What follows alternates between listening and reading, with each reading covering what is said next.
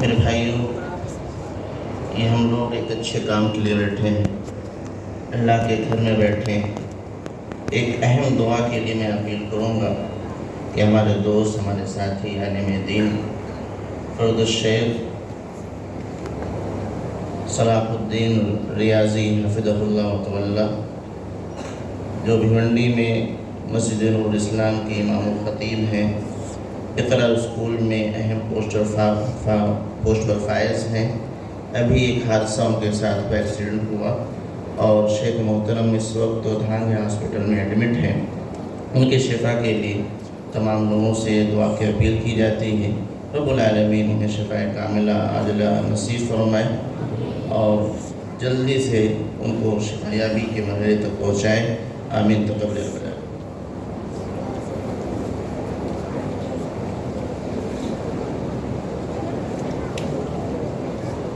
إن الحمد لله نحمده ونستعينه ونستغفره ونعوذ بالله من شرور أنفسنا ومن سيئات أعمالنا، من يهده الله فلا مضل له ومن يضلل فلا هادي له، وأشهد أن لا إله إلا الله وحده لا شريك له، وأشهد أن محمدا عبده ورسوله. أما بعد، فإن خير الحديث كتاب الله، وخير الهدي هدي محمد صلى الله عليه وعلى آله وسلم، وشر الأمور محدثاتها، وكل محدثة بدعة، وكل بدعة ضلالة، وكل ضلالة في النار. قال الله تبارك وتعالى: اقرأ باسم ربك الذي خلق، خلق الإنسان من علق، اقرأ وربك الأكرم الذي علم بالقلم، علم الإنسان ما لم يعلم.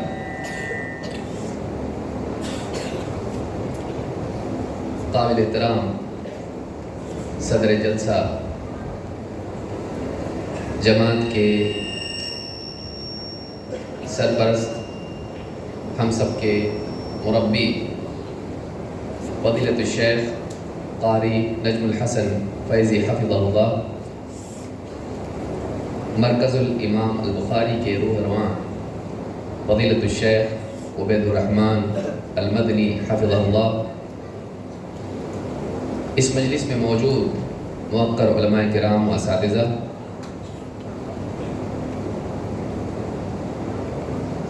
مرکز الامام البخاری کے موقر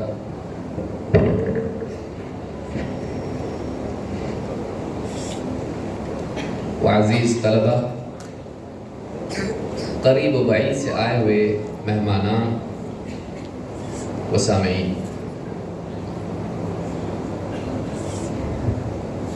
اللہ رب العالمین کی عظیم الشان نعمت اللہ کا دین ہے۔ اس دین کے بغیر نہ انسان دنیا میں کامیاب ہو سکتا ہے، نہ آخرت میں۔ اللہ رب العالمین نے اس دین کو سکھانے کے لیے ہر زمانے میں نبی بھیجے اور اپنی طرف سے ربانی علم کتابوں کی صورت میں انہیں عطا کیا، وحی کی صورت میں انہیں دیا۔ اس علم کے بغیر انسان دنیا میں ذلیل ہوتا ہے اور آخرت میں ناکام۔ اللہ رب العالمین نے سب سے پہلی وحی نازل کی تو انسان کی تخلیق کے بعد اسی نعمت کو جتایا۔ اللہ تعالیٰ نے فرمایا: اقرأ باسم ربک الذی خلق، پڑھ اپنے رب کے نام سے جس نے پیدا کیا۔ خلق الانسان من علق، انسان کو پیدا کیا علق سے، جمے ہوئے خون سے۔ اقرأ وربک الاکرم، پڑھ اور تیرا رب بڑا کریم ہے، ہر کرم کرنے والے سے زیادہ کریم۔ الذی علم بالقلم، جس نے قلم کے ذریعے سے تعلیم دی۔ علم الانسان ما لم يعلم، انسان کو وہ سکھایا جو نہیں جانتا تھا۔ یہ پہلی 5 آیتیں ہیں جو قرآن کریم کی سب سے پہلی وحی ہے۔ عجیب بات یہ ہے کہ اللہ رب العالمین نے ان آیتوں میں انسان کی تخلیق کے بعد اس کے رزق کا ذکر نہیں کیا۔ کھانا پینا، لباس اور دنیاوی جسمانی ضرورتیں اللہ نے اس کا ذکر نہیں کیا، جو انسان کے لیے اس کے جسمانی وجود کی بقا کا ذریعہ ہے، کھلانے پلانے کا، پہنانے کا، اور وہ ساری نعمتیں جو انسان کو دنیا میں دی گئی ہیں یہ بھی نعمتیں ہیں، اللہ نے ان کا ذکر نہیں کیا، بلکہ اللہ رب العالمین نے انسان کی تعلیم کا ذکر کیا کہ اللہ تعالیٰ نے انسان کو جو عظیم الشان نعمت دی وہ ربانی علم ہے۔ الذی علم بالقلم، وہ اللہ کرم کرنے والا رب جس نے انسان کو قلم کے ذریعے سے علم دیا۔ علم الانسان ما لم یعلم، انسان کو وہ علم دیا جو وہ نہیں جانتا تھا، اور اللہ کے دیے بغیر اس کو جان بھی نہیں سکتا تھا۔ اللہ رب العالمین نے انسان کو پیدا کرنے کے بعد اپنی نعمت تخلیق کے بعد نعمت تعلیم کا ذکر کیا۔ معلوم ہوا کہ انسان کو کھانے پینے سے بھی زیادہ ضرورت علم کی ہے، اس کے جسم کی بقا اور ارتقاء سے زیادہ ضروری ہے کہ اس کو ربانی علم ملے، اس لیے کہ وہ جسم کیا کام کا، کس کام کا، جو اللہ کی اطاعت اور رضا کو نہ جانتا، وہ زندگی کس کام کی جس میں خالق کی مرضیات انسان کو معلوم نہ ہو، وہ زندگی، وہ صلاحیتیں کس کام کی کہ جس میں اللہ رب العالمین کی طرف سے دیے ہوئے مقصد کا شعور نہ ہو، زندگی کا مقصد انسان کو معلوم نہ ہو۔ لہٰذا زندگی میں دنیاوی حاجات، جسمانی حاجات سے بڑھ کر ضرورت یہ ہے کہ انسان اپنے اخروی مقصد کو جاننے کے اعتبار سے علم اس کے پاس ہو۔ بلا شبہ دنیا کا علم نفع والا ہے، ٹیکنالوجی کا علم ہے، طب کا علم ہے، اور اس طرح سے ہزاروں قسم کے ڈپارٹمنٹ علم کے ہیں، سائنس کا علم، ٹیکنالوجی کا علم اور بہت سارے علوم، لیکن ان علوم کے ذریعے سے انسان آخرت کی کامیابی حاصل نہیں کر سکتا ہے۔ ایک ڈاکٹر انسان کے دل میں خون کے دوران کے اعتبار سے اس کے دل کی اصلاح کر سکتا ہے، لیکن وہ اس کے یقین اور ایمان کے اعتبار سے دل میں کوئی تبدیلی نہیں کر سکتا ہے۔ اس کا دل اخلاقی بگاڑ والا ہو، ڈاکٹر اس کو سدھار نہیں سکتا، ایسی کوئی رگ نہیں جس کو صحیح کرنے سے دل بالکل نیک صالح بن جائے۔ بڑے سے بڑا انجینئر ہے، وہ گھروں کو بہترین تعمیر کے اعتبار سے بنا سکتا ہے، خوبصورت مضبوطی اس میں آ سکتی ہے، اچھے سے اچھا انٹیریئر ڈیزائن والا گھر کے اندر روشنی، رونق، دیواروں کے اندر رنگ و روغن، ساری چیزیں، فرش اور چھت کو بہتر بنا سکتا ہے، لیکن وہ اس گھر میں سکون کا قاعدہ نہیں بتا سکتا ہے، اس گھر میں خیر کے دروازے کھلنے والا دروازہ نہیں بنا سکتا ہے، خیر کے آنے کے لیے وہ راہ نہیں بنا سکتا ہے، دین کے بغیر یہ نہیں ہو سکتا ہے، اور دین کے علم کے بغیر دین زندگی میں نہیں آ سکتا ہے۔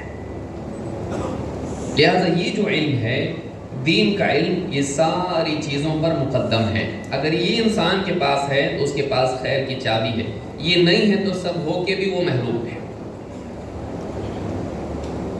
اللہ کے نبی صلی اللہ علیہ وسلم نے خیریت کا دعویٰ اور رحمت کی دعا علم دین کے لیے کی ہے۔ اللہ کے رسول صلی اللہ علیہ وسلم فرماتے ہیں، خیرکم من تعلم القرآن وعلمہ، تم میں بہترین شخص وہ ہے، سب سے خیر والا، سب سے اچھا انسان وہ ہے جو قرآن کو سیکھے اور سکھائے۔ معلوم ہے کہ خیریت کا تعلق، بھلائی کا تعلق، بہترین ہونے کا معاملہ قرآن کے علم سے جڑا ہوا ہے۔ رحمت کی دعا، نضر اللہ امرأ سمع منا حدیثا فحفظه حتى يبلغه غیرہ، آخرت کے اعتبار سے تر و تازگی، خوشحالی، پھلنے پھولنے کی دعا کس کے لیے؟ اس کے لیے ہے جو کہا کہ جو ہم سے کوئی حدیث سنے اور اسے محفوظ رکھے یہاں تک کہ اسے دوسروں تک پہنچا دے۔ قرآن کا علم اور حدیث کا علم حاصل کرنے والے، سیکھنے والے اور پہنچانے والے اور سکھانے والے، ان کے لیے خیریت کی بات آئی ہے، ان کے لیے فضیلت ہے، ان کے لیے اونچا مقام ہے۔ بدقسمتی سے حال یہ ہو گیا ہے کہ امت میں اس کو بھی چھین کر دنیاوی علوم کے لیے کر دیا گیا۔ اچھے اچھے بولنے والے کیا بولتے ہیں؟ اسلام میں پہلا، دیکھیے قرآن میں پہلا لفظ کیا آیا ہے؟ اقرا، لہٰذا مسلمانوں کو پڑھانا چاہیے خوب۔ سائنس کا علم پڑھاؤ، انگلش پڑھاؤ، فرینچ پڑھاؤ، اس کو ٹیکنالوجی سکھاؤ، اس کو ڈاکٹر بناؤ، انجینئر بناؤ۔ کیوں؟ قرآن میں سب سے پہلا لفظ اقرا آیا ہے۔ بلا شبہ دنیاوی علوم مفید ہیں، اس کا کسی عالم نے انکار نہیں کیا ہے، لیکن آپ دیکھیں کہ یہ اصلاً کس کے لیے آیا ہے؟ کہ نبی صلی اللہ علیہ وسلم اس آیت کے نازل ہونے کے بعد ٹیکنالوجی اور سائنس کا علم سیکھنے کے لیے نکل گئے؟ یہ جو آیت نازل ہوئی اس میں کیا پڑھنے کا ذکر تھا؟ اس میں قرآن پڑھنے کا ذکر تھا، اللہ کی وحی کی تلاوت کا ذکر اس میں تھا، اس کی تبلیغ کا اس میں حکم تھا۔ اسی لیے بعض علماء نے، آپ دیکھیں علامہ شنقیطی وغیرہ نے کہا اس آیت میں اقرا اپنے لیے پڑھنا بطور عبادت بھی ہے اور دوسروں کے لیے پڑھنا بطور تبلیغ بھی ہے، کہ یہ جو پڑھنا ہے یہ اپنی ذات کے لیے بطور عبادت بھی ہے، تلاوت کے طور پر، اور دوسروں کے لیے تبلیغ کے طور پر اللہ کا پیغام پڑھنے کی بھی بات اس میں۔ لیکن اس کو کیا کر دیا گیا کہ دنیاوی علوم کے لیے ہے۔ جب ذہنوں پر دنیا غالب ہوتی ہے تو دینی باتیں بھی دنیاوی نقشوں میں دکھائی دیتی ہیں، دینی دلیلوں کا بھی استعمال آدمی دنیا کے لیے کرنا شروع کر دیتا ہے۔ یہ بڑی بدقسمتی مسلمانوں کی ہے۔ آج اس دور میں مدارس کا معاملہ اور کمزور ہوتا جا رہا ہے۔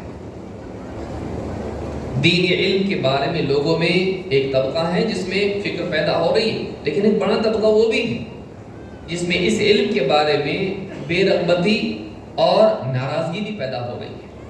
یہ عالم لوگ کریئر خراب کر رہے ہیں، مدارس لوگوں کو بہتر نہیں بنا رہے، ان کی زندگی بگاڑ رہے ہیں، برباد کر رہے ہیں ان کے کریئر کو، ان کی دنیاوی کامیابی کو۔ ظاہر بات ہے جس کی نگاہ میں دنیا ہی سب کچھ ہو، یعلمون ظاہرا من الحیات الدنیا، جو صرف دنیا ہی کو ترجیح دیتے ہوں، اسی کو حقیقت، اسی کو جانتے ہیں، ان کی نگاہوں کے سامنے یہی ہو، ظاہر بات ہے کہ دینی علوم میں اپنے اوقات کو صرف کرنا اور دینی علوم کی خدمت میں اپنی زندگی کو کھپا دینا ان کے نزدیک نادانی۔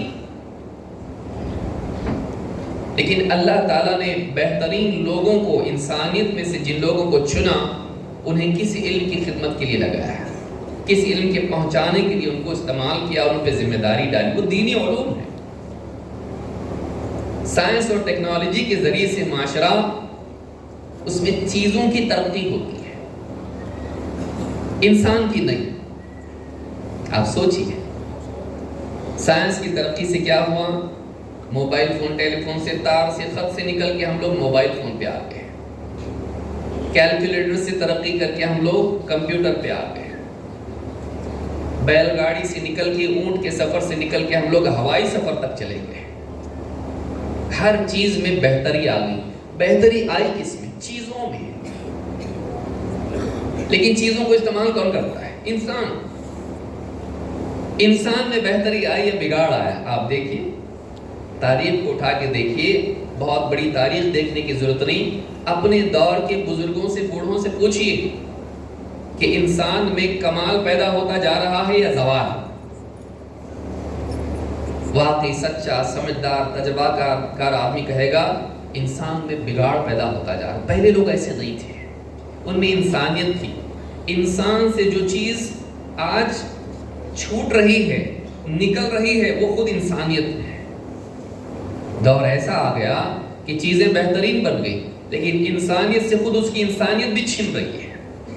ایسا دور آ گیا کہ ایک آدمی پہلے زمانے میں اگر راستے پر ٹھوکر کھا کے گرتا تھا تو دو لوگ اس کو اٹھانے کے لیے ہاتھ بڑھاتے تھے، لیکن آج اگر ایک آدمی ایکسیڈنٹ میں راستے پر گرا ہوا اور تڑپ رہا ہے تو ہاتھ اس کو اٹھانے کے لیے نہیں بڑھتا ہے، اپنی جیب میں جاتا ہے موبائل نکال کے اس کی ویڈیو ریکارڈنگ کرنے کے لیے۔ تاکہ میں اسے یوٹیوب پر ڈالوں، فیس بک پر ڈالوں اور لوگ اس کو لائک کریں اور مجھے شہرت ملے۔ لوگوں کی مصیبت سے میں اپنی شہرت کا سامان خرید رہا ہوں۔ آج انسان بگڑ رہا ہے، ٹیکنالوجی اس کے پاس بہترین ہے، لیکن وہ خود کیا ہے؟ تو معلوم ہے کہ دنیاوی علوم چیزوں کو بہتر بناتے ہیں، انسان کو بھی اگر وہ بہتر بناتے ہیں تو جسمانی حد تک، ڈائٹنگ کا علم، سائنس کا علم، آنکھیں آدمی صحیح کر پاتا ہے اس کے ذریعے سے، دل کی رگیں نسیں صحیح کر پاتا ہے، اتڑیاں اور اس طرح سے گردے اور کڈنی سارے آپریشن ہو رہے ہیں، لیکن اعضاء، اس کی روح کا کیا، اس کی سوچ کا کیا، اس کے اندر دھڑکتے ہوئے دل کا کیا، یہ علوم اس کے بارے میں بات بھی نہیں کرتے ہیں۔ بلکہ وہ ڈاکٹر جو اس جسم کی بہتری چاہنے والا ہے، بہت سارے لوگ کہتے ہیں کہ اس کے سینے میں دل نہیں ہے، وہ ڈاکٹر دل کا ہے، لیکن وہ اتنا مشین کی طرح بن چکا ہے، اتنا دنیا پرست ہو گیا ہے۔ ایک بڑا طبقہ ہے، سارے ڈاکٹر نہیں، ایک بڑا طبقہ ایسا ہے کہ آج لوگ ڈاکٹر کو قصاب ماننے لگے ہیں۔ کیوں ایسا ہوا؟ وہ تو دل کا ڈاکٹر ہے، لیکن اس کے پاس دل کیوں نہیں ہے؟ اس کے پاس وہ دل نہیں ہے جس میں اللہ کا خوف ہو۔ تو معلوم یہ ہوا کہ اللہ کا خوف دل میں جب آتا ہے تو سماج بہتر بنتا ہے۔ وہ خوف کہاں سے آتا ہے؟ وہ دنیاوی علوم سے نہیں آتا ہے، وہ آسمانی علوم سے آتا ہے۔ وہ ان علوم سے آتا ہے جو نبی لے کر آتے ہیں، ڈاکٹر اور سائنسداں نہیں۔ انما یخشی اللہ من عبادہ العلماء، اللہ کے بندوں میں اللہ سے وہ ڈرتے ہیں جو علم والے ہیں۔ کون سے علم والے؟ اللہ والا ہے۔ یہ جو ہمارے مدارس ہیں، ٹھیک ہے بھائی، یہ کسی کو ڈاکٹر نہیں بنا رہے، کسی کو انجینئر نہیں بنا رہے، یہ وہ ترقی نہیں لا رہے ہیں جو دوسرے لوگ لاتے ہیں۔ یہ انسان کو انسان بنانے والے ادارے ہیں، جو انسان سے دور جدید میں انسانیت چھنتی چلی جا رہی ہے، اس کو واپس سے انسان بنانے کے لیے، بلکہ واقعی معنوں میں اللہ کا بندہ بنانے والے یہ ادارے ہیں۔ اگر یہ علم سماج سے نکل گیا، یہ علم دھندلا ہو گیا، مٹ گیا، تو انسان کے بچاؤ کے لیے اور کوئی راستہ اور کوئی چیز نہیں ہے جو اس کو واپس سے انسان بنا سکے۔ یہ جو علم ہے یہ حقیقی علم ہے۔ ایک آدمی گھر کے اندر بہترین ٹیوب لائٹ لگا دے، بہترین پنکھا لگا دے، بہترین فریج لائے اور بہترین ساری ٹیکنالوجی بہترین لائے، اس گھر کے اندر اگر بجلی ہی نہ ہو تو ساری چیزیں بیکار ہیں۔ بھائی بجلی نہیں تو باقی سارا معاملہ ٹھپ ہے۔ جیسے اس گھر کی بجلی کا معاملہ ہے، ویسے ہی انسانی سماج اور انسانی زندگی کے لیے دین کا معاملہ ہے۔ اس کے بغیر سب بیکار ہے۔ یہ وہ روح ہے، جیسے جسم میں روح ہوتی ہے، اس کے بغیر حیات نہیں ہے۔ اسی لیے حدیث میں کیا فرمایا؟ وہ بندہ جو اللہ کو یاد کرتا ہے اور وہ جو اللہ کو نہیں یاد کرتا ہے، ان کی مثال زندہ اور مردہ کی طرح سے۔ اللہ کی یاد اگر دل سے نکل جائے تو حیات نکل گئی، وہ زندہ نہیں، وہ مردے کی طرح۔ مردہ کیا ہوتا ہے؟ بے حس ہو جاتا ہے۔ دینی علوم اگر نہ ہو، دلوں کی اصلاح نہیں ہوگی، انسان بے حس ہو جائے گا، جیسے کوئی مردہ ہو، کوئی اس کے اندر احساس نہیں ہوتا ہے۔ آج یہی تو ہوتا جا رہا ہے، احساس ہی ختم ہوتا جا رہا ہے۔ جرم کا احساس نہیں، دوسروں کی تکلیف کا احساس نہیں، آخرت کے اعتبار سے کوئی احساس نہیں۔ دنیا میں ناپ تول میں ڈنڈی مارنا اور دھوکہ دینا اور ایک دوسرے کی قتل کرنا، عزتیں خراب کرنا، 6 سال کی بچیوں کے ساتھ زنا ہو رہا ہے۔ آپ بتائیے کہاں جا رہی دنیا؟ چھوٹی بچیوں کے ساتھ میں زنا کاری ہو رہی، ٹیکنالوجی بہترین ہوتی جا رہی، لیکن وہی ٹیکنالوجی بے حیائی کو عام کر رہی ہے، مار دھاڑ کو عام کر رہی ہے، چھوٹے چھوٹے بچوں کے اندر بے حیائی آتی چلی جا رہی ہے۔ کیا اس کے لیے ٹیکنالوجی تھی؟ اب اس ٹیکنالوجی کو کنٹرول کرنے کے لیے کون سا علم ہے؟ سائیکالوجی نہیں۔ اس ٹیکنالوجی کو کنٹرول کرنے کے لیے تقوی ضروری ہے، اور وہ تقوی اللہ کا خوف آخرت کی فکر کے بغیر پیدا نہیں ہو سکتا ہے۔ اس کا دنیاوی علوم میں تذکرہ بھی نہیں ہے، بلکہ انکار ہے۔ بتائیے کتنا بھیانک معاملہ ہو جائے گا اگر لوگ پڑھ لکھ کے اللہ اور آخرت کا انکار کرنے والے بن جائیں یا شک کرنے والے بن جائیں۔ اب بچاؤ کے لیے، ان کی اصلاح کے لیے، سدھار کے لیے اور کون سا راستہ بچ جائے گا؟ یہ مدارس ہمارے لیے، جیسا کہ شیخ نے بھی کہا، یہ ہمارے لیے حیات ہیں، یہ ہمارے لیے ایسا پیڑ ہے جو سماج کے لیے سایہ دیتا ہے، سماج کی بقا اس میں ہے۔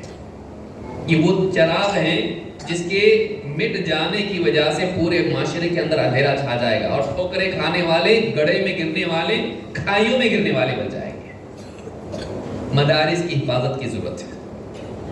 یہ علم سارے علوم میں سب سے افضل علم ہے، اس بات کی ضرورت ہے۔ آج معاشرہ ہمارا کہاں جا رہا ہے؟ ہمارے معاشرے کا حال یہ ہے کہ آج مسلمانوں میں اس علم کے بارے میں لاپرواہی ہے۔ آپ دیکھیں، کوئی آدمی اگر کہے آپ کا بیٹا کیا کرتا ہے، اگر وہ کہے میں مدرسے میں ڈال دیا، زندگی خراب کر دی اس کی، بہت صلاحیت مند تھا وہ، آپ مدرسے میں ڈال دیا اس کو۔ اچھا، اگر کوئی بچہ بہت ستاتا ہے، ناک میں دم کر دیا، ہمارے پڑوسیوں کے، رشتہ داروں کے، کسی کو چین سے رہنے نہیں دیتا ہے، مدرسے میں ڈالو اس کو۔ لوگوں کا ذہن یہ بنا ہوا ہے کہ اچھا مال مدرسے میں نہیں جانا چاہیے، ایک دم بگڑا ہوا مال مدرسوں میں جانا چاہیے، سماج کا کچرا، اللہ معاف کرے، سماج کا کچرا مدرسے میں جانا چاہیے۔ اور اس کے بعد بھی مدرسوں کی شکر گزاری کی بجائے ناشکری۔ آپ بتائیے، مدرسہ آپ کو وہ مال لے کے بھی اس کو اچھا بنا کے سماج میں دیتا ہے، لیکن پھر بھی مدرسے کی شکر گزاری نہیں، بلکہ مدرسے کچھ کام کے نہیں۔ مدرسے کے بارے میں دین کا علم جب اس کی قدر نہیں ہوگی تو دینی علوم کے مراکز کی کیا قدر ہوگی، علماء کی کیا قدر ہوگی، اصل علم کی ہی قدر نہیں ہوگی۔ آج سماج کے اندر مدارس کے بارے میں، علماء کے بارے میں، دینی علوم کے بارے میں ناقدری ہے، ایک بڑا طبقہ ہے۔ اچھے لوگ بھی ہیں جو قدر کرتے ہیں، لیکن کتنے ہیں ایسے؟ دنیا حاصل کرنے کی جو دوڑ لگی ہوئی ہے، دنیا دنیا دنیا، پیسہ ہے تو سب سلام کرتے ہیں، پیسہ ہے تو سب کام بن جاتے ہیں۔ پیسے کی جو چاہت دل میں بیٹھی ہوئی ہے، دنیا کی جو چاہت بیٹھی ہوئی ہے، بھئی یہی زندگی ہے، اسی میں جو خوشی منانا ہے منا لو، باقی کس نے کیا دیکھا ہے، یہ جو ذہنیت بنی ہوئی ہے دنیا پرستی، اس کا نتیجہ یہ ہے کہ آج انسان یہ دیکھ رہا ہے کہ اپنے لیے، اپنی اولاد کے لیے دنیاوی راستوں میں محنت کرو، اچھے بڑے بڑے کورسز کرو، دنیا میں ترقی کرو، اور مدارس کوئی چیز نہیں ہے۔ یہ لوگوں کی لائف خراب کرتے ہیں۔ ہمارے بچوں کو مدرسوں میں نہیں ڈالنا چاہیے، مدرسوں کو تعاون نہیں کرنا چاہیے۔ تو ایک بڑا مسئلہ ہمارا یہ ہے کہ مدارس کی ناقدری ہے۔ آپ بتائیے، اگر مدرسے نہیں ہوں گے، ہماری مساجد کو امام نہیں ملیں گے، نماز کون پڑھائے گا؟ آپ کہیں کسی کو آگے بڑھاؤ، کہتے ہیں اس کو قرآن پڑھنا نہیں آتا ہے، بڑی بڑی باتیں کرتا ہے، لیکن اگر امام بنانے کے لیے آگے کھڑا کر دیں، میرا تجوید نہیں آتی مجھ کو۔ اگر ہماری مساجد کے لیے امام نہیں ہوں گے تو ہماری عبادات کا کیا ہوگا؟ 5 وقت کی نماز سے لے کے، تراویح سے لے کے، جنازے کی نماز تک کے پڑھانے والا کوئی نہیں ہوگا۔ آج حال مسلمانوں کا یہ ہے، باپ مر جاتا ہے، بیٹا آفس میں ہوتا ہے، دوڑا دوڑا آتا ہے دواخانے میں، مر گیا، اس کے بعد نہانے کی بھی نوبت نہیں ہوتی ہے، جنازے کی نماز میں پیچھے کھڑا ہوتا ہے۔ غیر مسلموں کے ساتھ میں جو ہمدرد ہوتے ہیں اس آدمی کے مرے ہوئے کے، اس کے ساتھ ان کی بھیڑ میں لوگ دیکھتے ہیں پلٹ کے، یہ تو بیٹا ہے اس کا، وہ پیچھے کھڑا ہے ان کے ساتھ میں، وہ وہاں کیا کر رہا ہے؟ ادھر وہاں بلاتے لوگ اس کو، نہیں آ سکتا، کیوں؟ طہارت نہیں ہے۔ یہ حال مسلمان کا ہے۔ اگر ہماری مساجد کے امام، جنازے پڑھانے والے، نمازیں پڑھانے والے، تراویح پڑھانے والے نہیں رہیں گے، بتائیے ہماری عبادات کا کیا حال ہوگا؟ ہمارے نکاحوں کا اور ہمارے سارے فتاوی، میراث کے مسائل، نماز کے مسائل، عبادات کا معاملہ، اخلاقیات کا معاملہ کیا ہوگا؟ مساجد میں جمعہ کے دن تو بڑی مشکل سے آ جاتا مسلمان، وہ بھی ختم ہو جائے اگر، اس کے لیے ہمارے پاس علماء اور خطبہ فراہم کرنے والی کون سی فیکٹری ہے؟ اسکول سے ملتے ہیں ہم کو، کمپنیوں سے بن کے ملتا ہے ایسا ہمارے لیے مال کہ ہم اپنی مساجد میں ان کو کھڑے کریں، اور جو دنیا پرستی میں لگے ہوئے دل ہیں کم سے کم ایک مرتبہ ہفتے میں آ کے اپنے دل کی اصلاح کر لیں۔ کہاں سے لائیں گے اپنا؟ اگر مدارس نہ ہوں کون ملے گا ہم، جو کم سے کم ہمارے ذہنوں کو ہفتے میں ایک بار تو صحیح کر دے، ہم کو واپس اللہ کی طرف لے آئے، ہم کو واپس آخرت کی فکر کرنے والا بنا لے، ہم کو اسلامی اخلاق و آداب اور عبادات ہماری اس کی اصلاح کرے۔ کہاں سے ملیں گے؟ ہے ہمارے پاس، اسکولوں سے ملیں گے ہم کو، پروفیسر ملیں گے ہم کو؟ نہیں ملیں گے۔ ہمارے لیے زندگی کے معاملات، ہمارے بچوں کا کیا؟ ہم کو خود کتنا آتا ہے قرآن پڑھنا، اگر ہمارے مدارس سے فارغین ہمارے پاس نہیں ہوں گے، ہمارے بچوں کو مکتب میں الف با تا سے لے کے اقرا بسم ربک الذی خلق پڑھانے والا کون ہوگا؟ ایک زمانے سے مانا جاتا ہے بچی قرآن پڑھ لی تو بس، وہ قرآن پڑھانے والا بھی کوئی نہیں۔ بتائیے ہماری بچیاں جو مدارس میں پڑھتی ہیں اور ہمارے بچے جو مدارس میں پڑھتے ہیں، اگر یہ پڑھ کے نہیں نکلیں گے مسلمان معاشرے کا کیا ہوگا؟ یہ سوچنے کی چیز ہے۔ یہ مدارس ہیں جو ایسے افراد ہم کو فراہم کرتے ہیں، ان کی ناقدری نہیں ہونا چاہیے، ان کی قدر ہونا چاہیے۔ اور ان لوگوں کا جن کے پاس ساری صلاحیتیں تھیں، انہوں نے اپنے آپ کو اس کام میں لگا دیا۔ وہ چاہتے تو بہت بڑا جاب کر کے پیسے کما سکتے تھے، ان کے پاس صلاحیتیں نہیں تھیں۔ مدرسے میں پڑھانے والے کے پاس صلاحیت نہیں ہوتی ہے، وہ اپنے کریئر کو قربان کر کے چھوٹی تنخواہ میں مدرسے میں پڑھانے میں لگا ہوا ہے۔ کیوں؟ اس لیے نہیں کہ اس کے پاس راستے نہیں ہیں، اس کے پاس راستے ہیں، لیکن اس نے اسی راستے کو چنا ہے تاکہ وہ اللہ کے دین کی خدمت کر کے کل کو قیامت کے دن اللہ کے سامنے جواب دینے کی پوزیشن میں ہو۔ میرے پاس دین کا علم تھا، میں نے اس کو برباد نہیں کیا، میں نے قوم کو بہتر بنانے میں اپنی طاقت لگائی۔ پوری دنیا میں نہیں گیا، ایک مدرسے میں نے وہاں سے افراد فراہم کیے امت کو تاکہ ان کی دینداری کی حفاظت ہو سکے۔ مدارس کی قدر کرنے کی ضرورت ہے۔ آپ دیکھیں آج حال یہ ہے کہ مدارس کے مقابلے میں عوام میں کوتاہی کیا ہے؟ اسکولوں کو ترجیح دی جا رہی ہے، بلکہ حکومتوں کا بھی معاملہ ایسا ہی ہو رہا ہے کہ مدارس کیا ہے، ضرورت ہے ڈاکٹر بنو، انجینئر بنو، یہ کیا مولوی بن گئے؟ مسلمانوں کے ایک طبقے کے ذہن میں بھی یہ چیز ہے کہ مدارس سے کچھ فائدہ نہیں ہے، یہ مولوی لوگ کچھ کام کے نہیں ہیں۔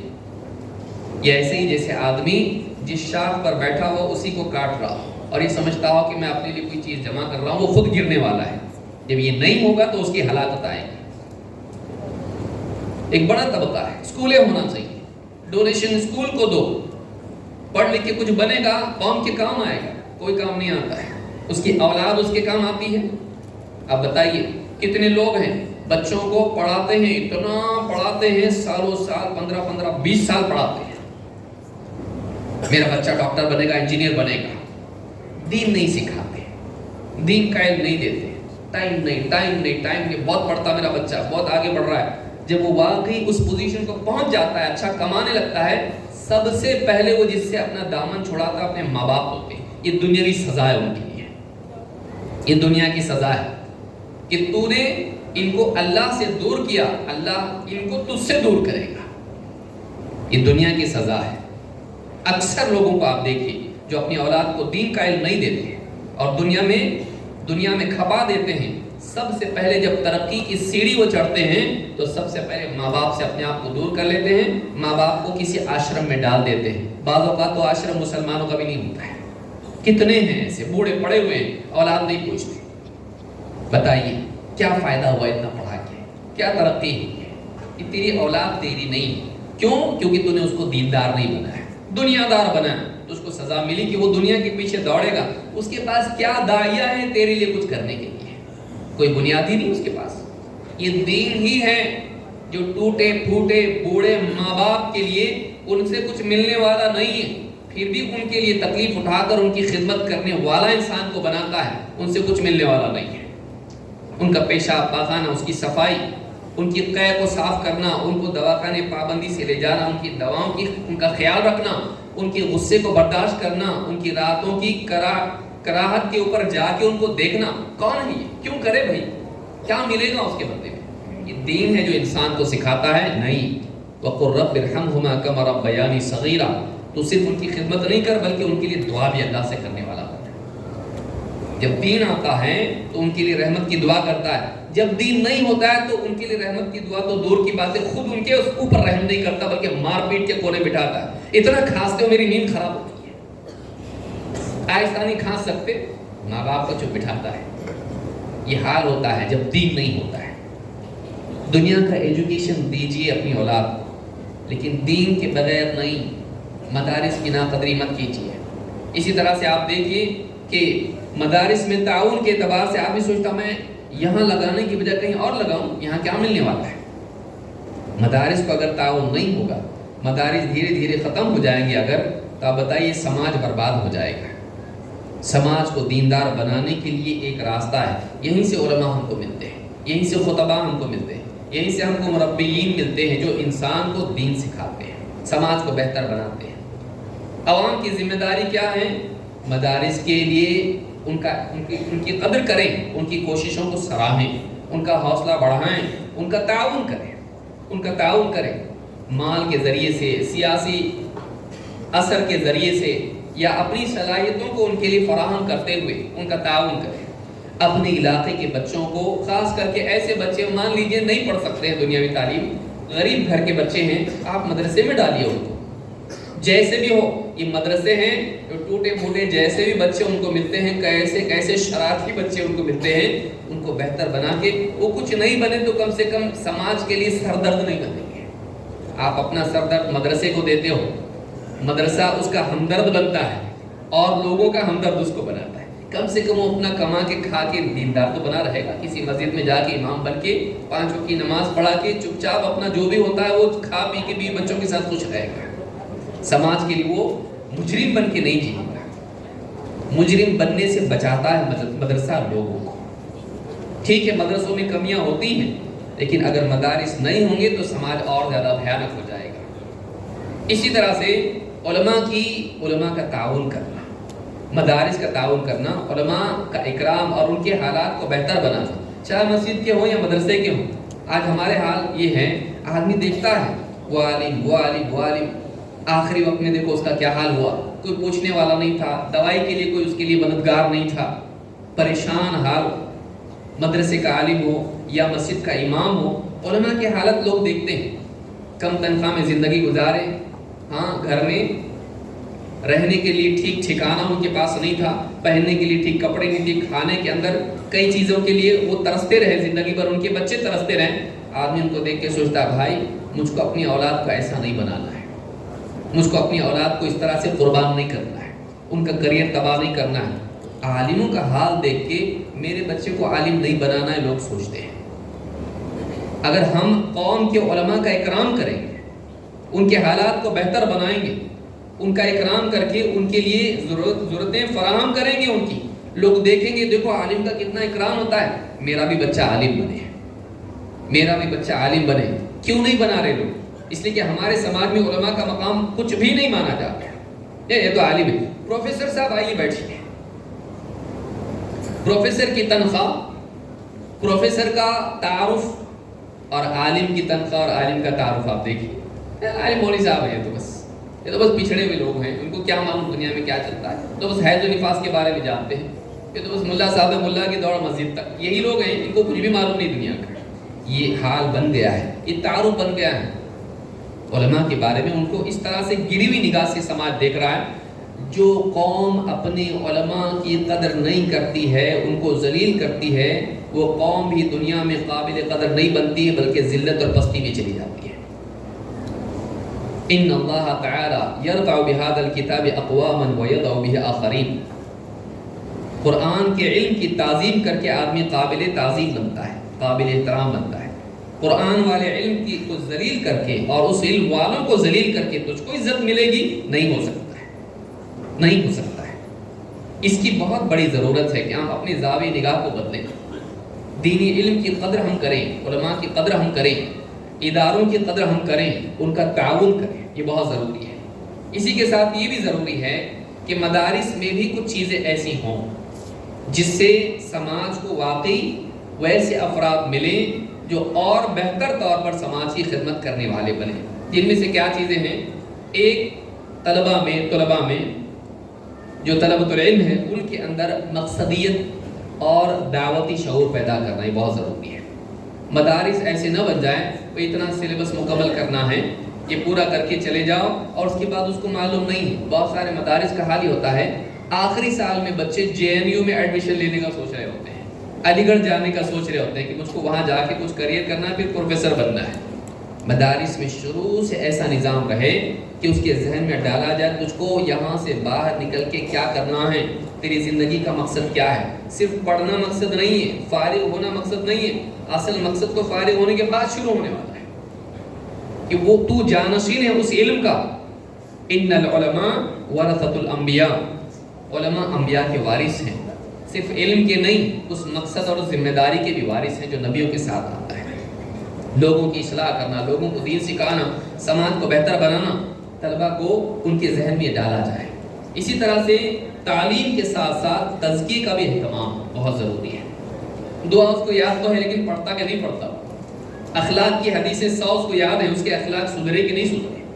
ایسا نظام مدارس کا ہو جہاں پر صرف تعلیم نہ ہو بلکہ تعلیم کے ساتھ ساتھ افراد کے کردار سازی بھی ہو۔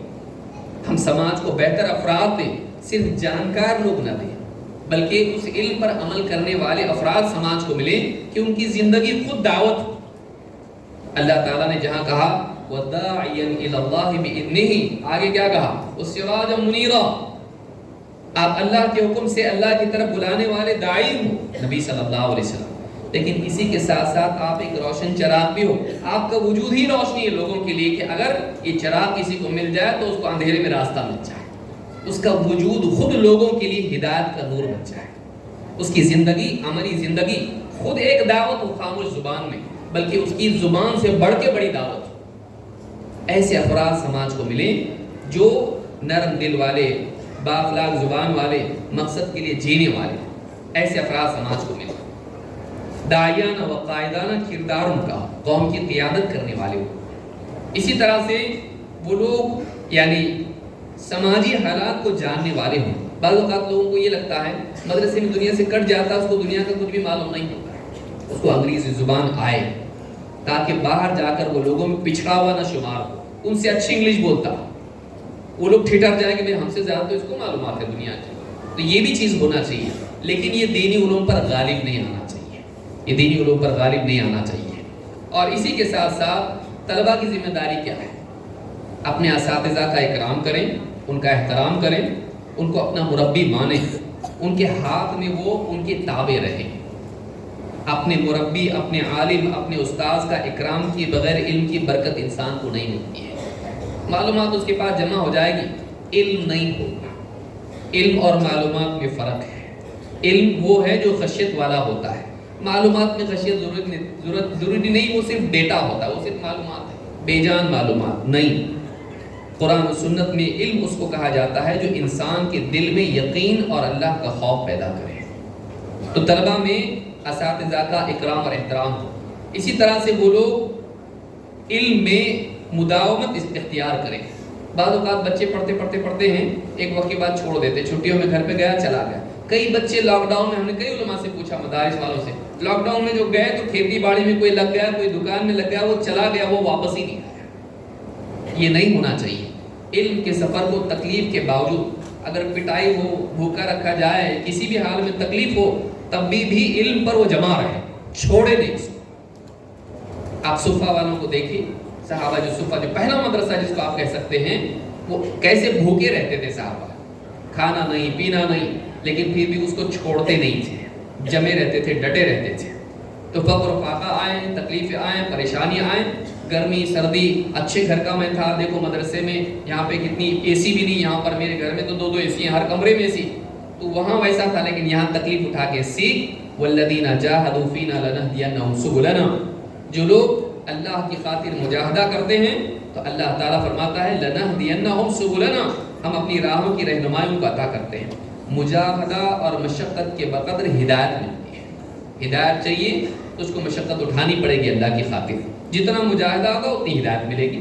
طلبہ جمے رہیں، چھوڑے نہیں، پھر اخلاص اور مقصدیت اپنے اندر پیدا کریں۔ یہ سوچ کے جائیں کہ جب میں فارغ ہو جاؤں گا، ایسا نہیں سوچے، ذہن میں یہ تصور نہیں ہونا چاہیے میں عالم بن کے جاؤں گا، فاضل بن کے جاؤں گا، گاؤں والے گاؤں سے باہر آ کے میرا استقبال کریں گے۔ کوئی آپ کا استقبال کرنے والا نہیں ہے، کوئی آپ کو پوچھنے والا نہیں ہے۔ آپ کو لوگوں کو پوچھنا ہے، آپ کو لوگوں کے لیے محنت کرنا ہے، کوشش کرنا ہے۔ یہ امید نہ رکھیں کہ قوم مجھ کو اپنی پلکوں پہ بٹھائے گی، گود میں لے گی، ہاتھوں میں اٹھائے گی، قدر کرے گی۔ وہ آدمی داعی ہو ہی نہیں سکتا ہے جو قوم سے قدر کی امید کرے، وہ قابل قدر نہیں ہو سکتا ہے جو دوسروں کی قدر کی چاہت کرے۔ قابل قدر بننے کے لیے مقصد کی قدر کرنی پڑتی ہے، پھر اس کے لیے آدمی کو ذلت بھی اٹھانی پڑتی ہے، تکلیف اٹھانی پڑتی ہے، تب جا کے آدمی قابل قدر بنتا ہے۔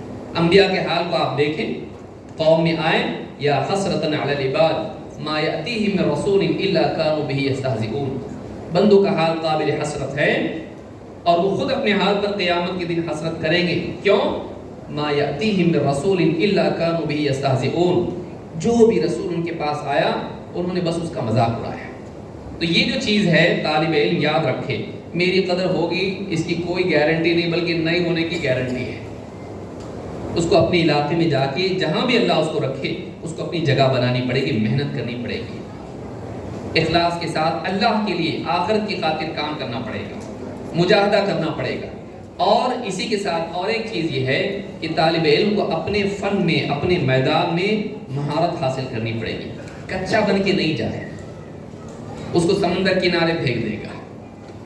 وہ جس علم میں حدیث کا علم ہے، فقہ کا علم ہے اور عقیدے کا علم ہے، قرآن و سنت کا علم ہے، گہرائی پیدا کرے، گہرائی اس کے اندر پیدا کرے، وہ ایسا علم اپنے ساتھ لے کہ مضبوطی ہو کہ قوم کی اصلاح کے لیے اس کے پاس گہرا علم ہو۔ یہ چیز اگر اس کے اندر ہے تب جا کر وہ کامیاب ہو سکتا ہے، سرسری علم سے کامیاب نہیں ہوگا۔ اللہ رب العالمین سے دعا ہے کہ اللہ تعالی ہم سب کے اس جمع ہونے کو قبول فرمائیں اور ہمیں علم دین کی قدر کرنے والا بنائیں، علماء کا احترام اور ان کی قدر کرنے والا بنائیں۔ ہم کو ان دینی اداروں کی جو بھی ہندوستان ہو، ہندوستان سے باہر جو بھی ہمارے خاص طور سے ہمارے ملک میں جو ادارے ہیں، ہم کو ان اداروں کی بقا اور ان کی حفاظت کی فکر کرنے والا بنائیں۔ اگر یہ ادارے نہیں رہیں گے ہمارے دین کی حفاظت کا کوئی ذریعہ ہمارے پاس نہیں رہے گا۔ یہ کوئی معمولی بات نہیں، اس کو یاد رکھنا بہت ضروری ہے۔ اللہ رب العالمین اس کا احساس ہم کو نصیب فرمائیں اور ہماری طاقت میں جتنا ہے ہماری مدارس کو، ہمارے اداروں کو بچانے کی فکر کرنے اور اس کے لیے جو کچھ ہمارے بس میں تعاون ہے ہم کو کرنے والا بنائیں۔ اقول ھذا واستغفر اللہ لی ولکم۔